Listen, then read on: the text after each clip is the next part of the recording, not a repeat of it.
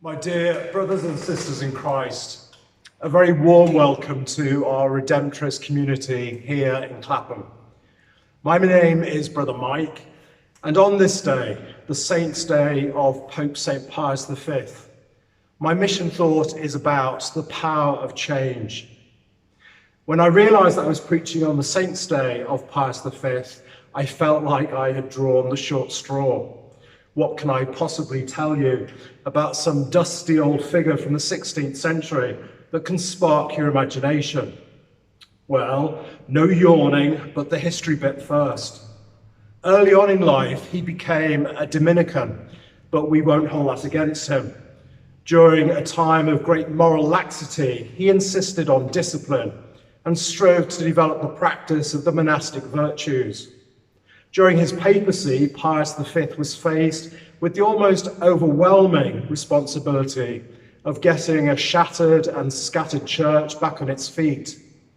The Catholic Church had been shaken by corruption, by the Reformation, by the constant threat of Turkish invasion, and by bloodletting bickering of the younger nation states.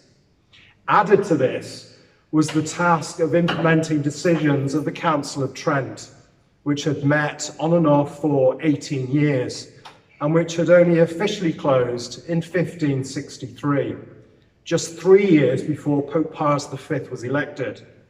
And so, Pius V was tasked with change and implementing the sweeping reforms called for by the Council.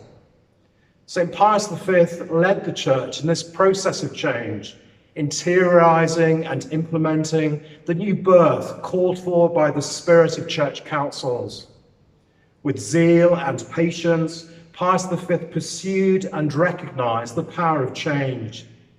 It is clear that Catholic wisdom perceives the need for change resulting from self-criticism and self-renewal.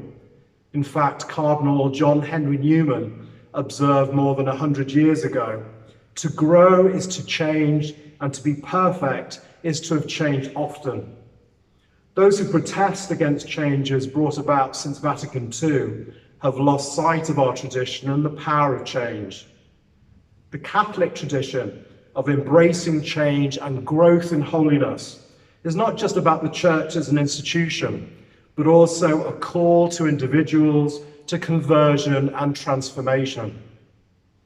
Like Pius V, we too are called to constant change of heart and life, and to recognize the power of change. And so, how are we as Christians going to respond to the coronavirus crisis? The answer, with faith, not fear, and to recognize the power of change. We are going to look into the eye of the storm and ask, "Lord, what is it that you want me to learn from this? How are you seeking to change me?" Thank you.